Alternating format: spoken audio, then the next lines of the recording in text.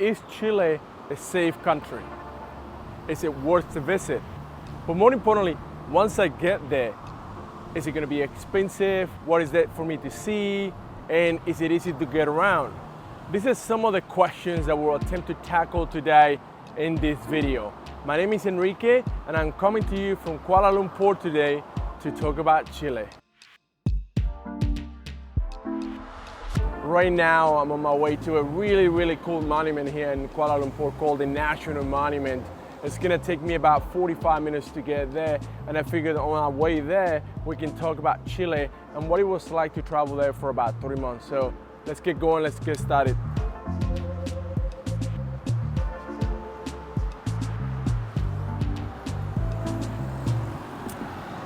After spending 2020, 2021 and the majority of 2022 cooked up at home, unable to travel because of COVID, now everyone, and I mean literally everyone, is dying to get out and visit the world. So should you visit Chile, and why? Let's talk about that to begin with. Oh, perfect. The bat's here.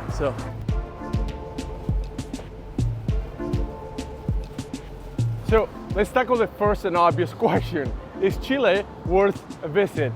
The answer is absolutely yes. It's a beautiful, fantastic country. As a matter of fact, they've actually been awarded 6 times the Best Place to Adventure in the World award. Now, not every adventure in Chile is created equal. We spent 3 months traveling around Chile. Chile has a lot of different cool destinations. You have everything from the beach in the Pacific Ocean, Antofagasta Beach, Valparaiso. You have places like the Atacama Desert and all the natural beauty it has to offer. You also have the Patagonia, the mountains, and probably the coolest place in the south, or the closest to the South Pole that you can get on the planet. And then you have Santiago. Santiago is a modern, beautiful European-style city, probably one of the best in South America. Now, let's get on that train.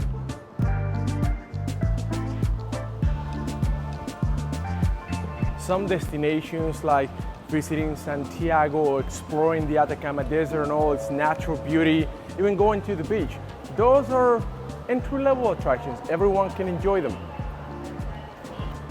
Don't get me wrong, they are beautiful and amazing things to do, but some other activities, like for example, visiting the Patagonia and hiking and climbing the Torres Paine mountains, which by the way, are the most amazing thing you could ever do in your life. We spent a week hiking and climbing the Patagonia, or in particular the Torres Paine mountains, and we had an amazing time.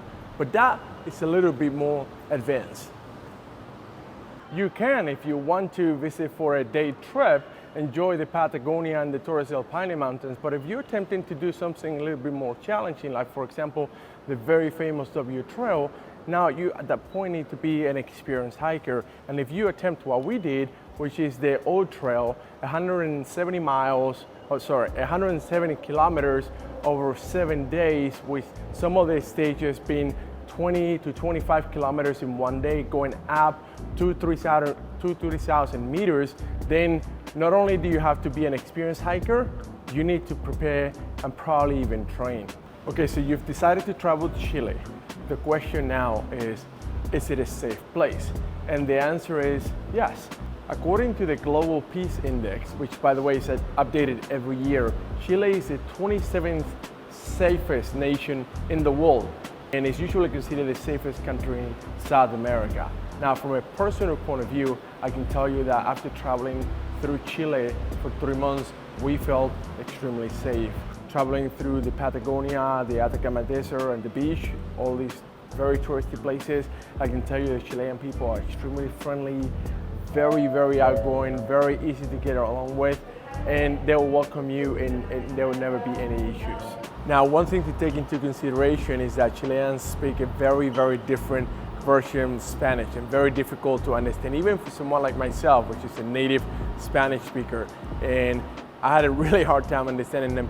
However, especially in the touristy places, everyone speaks English and it will be very easy to communicate. I think my train's coming, so let's get on that train. Now, when it comes to price, Chile is probably one of the most expensive countries in South America. As a matter of fact, I would say it is the most expensive country in South America, on par with the USA. Now, the exchange rate is about 850 to 1, so 850 Chilean pesos to $1, but don't let that fool you. It is almost the same prices as the USA. However, prices do change from place to place. Like if you're in Santiago or somewhere in the Patagonia, a more touristy, more, high scale place, prices are gonna be much higher than you get in northern Chile when you get closer to Bolivia.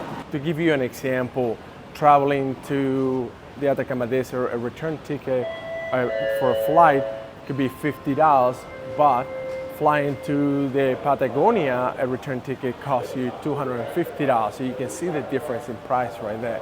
I would say if you're traveling on a budget, you could get away with about $250 or so per week on expenses, and that includes food and very cheap accommodation. But if you want to live a little more comfortably and enjoy your time in Chile a little more, maybe experience some activities or go on some tours, you're looking at $600 to $700 a week to fully get the best out of your vacation in Chile. And obviously the longer you stay, the cheaper it's going to get, because you can get into a longer term accommodation, for example an Airbnb, rather than staying on a hotel.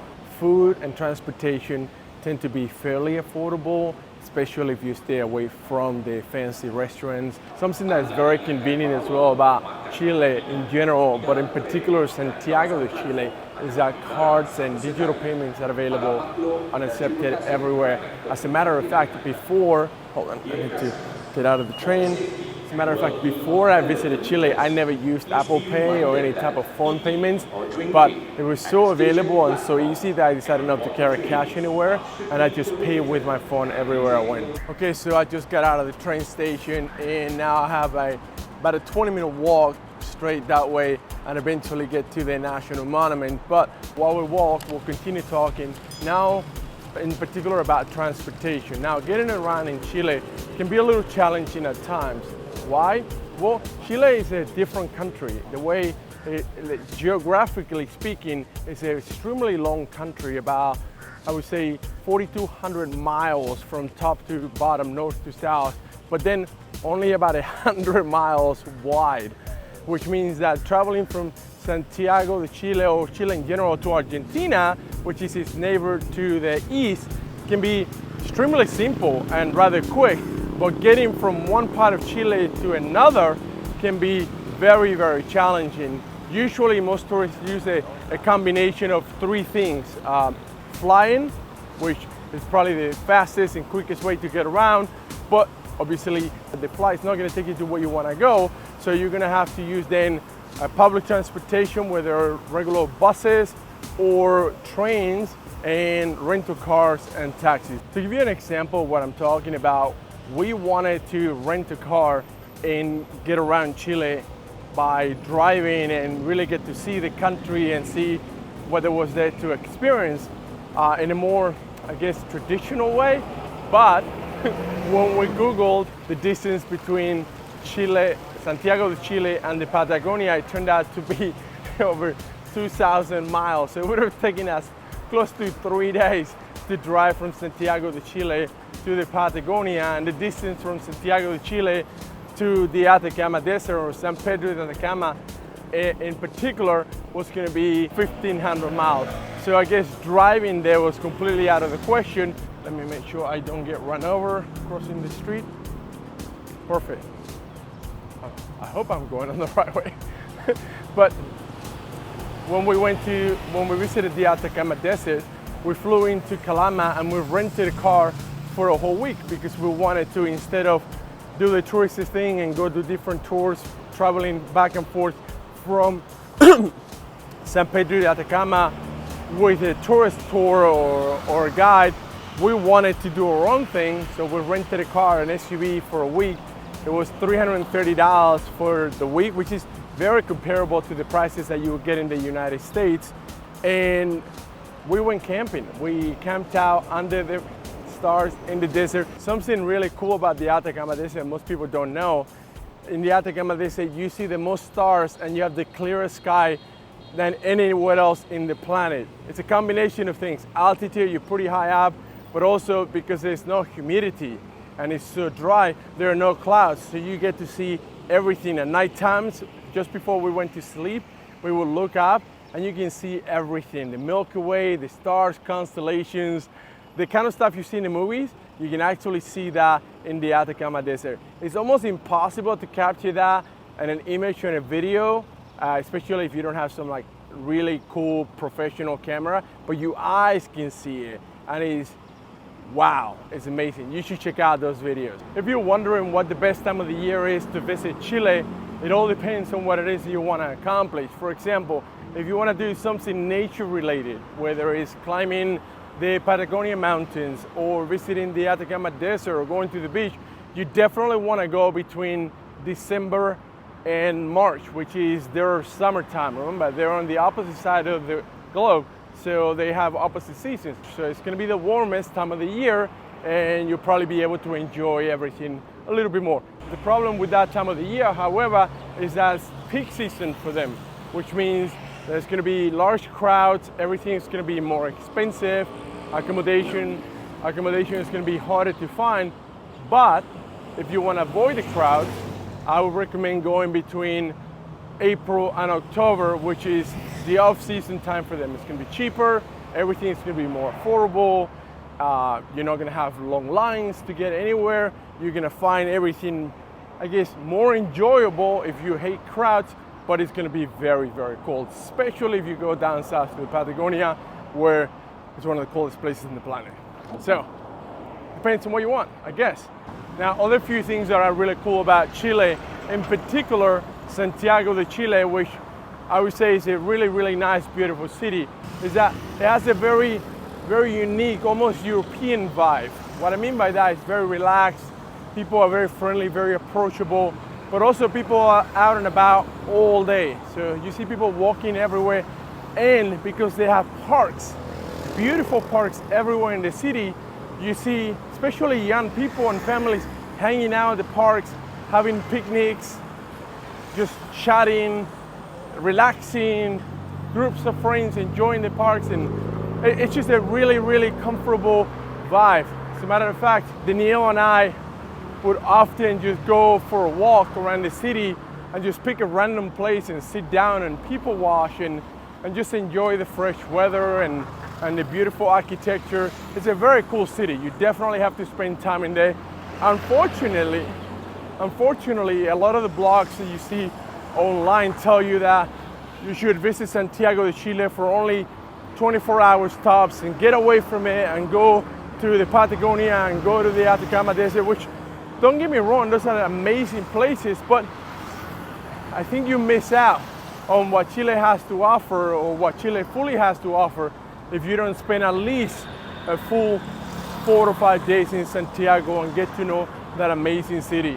Now, when it comes to the actual weather, you have all of the extremes. If you go to the Atacama Desert in the north, you can experience 110-degree weather all throughout the day, and then it drops to literally -5, even -10 at nighttime. So you need shorts and a t-shirt and sandals to walk around during the day, and then a winter jacket just to be able to handle the freezing cold at night. Now, if you go down south to the Patagonia, it really doesn't matter what time of the year you go down there, especially if you go down there during the winter, it's going to be very, very cold. Even if you stay in one of the local cities, below zero weather is very, very common. So you got to pack all types of gear if you're going to Chile, if you're going to explore Chile, and especially if you're going north and south. Okay, so we finally made it, which is perfect for me because it's starting to get really, really hot here. Even though it's only 10 o'clock in the morning here in Kuala Lumpur, it's already about 95 degrees and it's really, really hard to walk around in the sun. But let's talk about my final thoughts on Chile. And remember, if you're liking this type of content and you enjoyed the video so far, make sure you subscribe to our channel so you can continue watching our adventures around the world.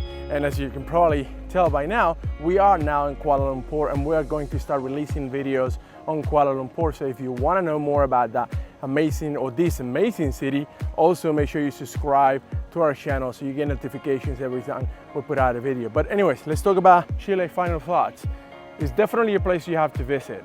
It's one of the most beautiful, most naturally captivating places on planet Earth. Santiago de Chile is a gem of a city. We really liked our time there, we really enjoyed it. But the Patagonia is a phenomenal place. If you have a week, 2 weeks that you're gonna spend in Chile, the majority of that time should definitely be spent in the Patagonia. And if you can, and if you're up for it, and if your fitness level can handle it, you should definitely attempt to climb or hike through the Torres del Paine mountains. In any case, it was an amazing time talking to you today. Have a wonderful day, and I'll see you next time.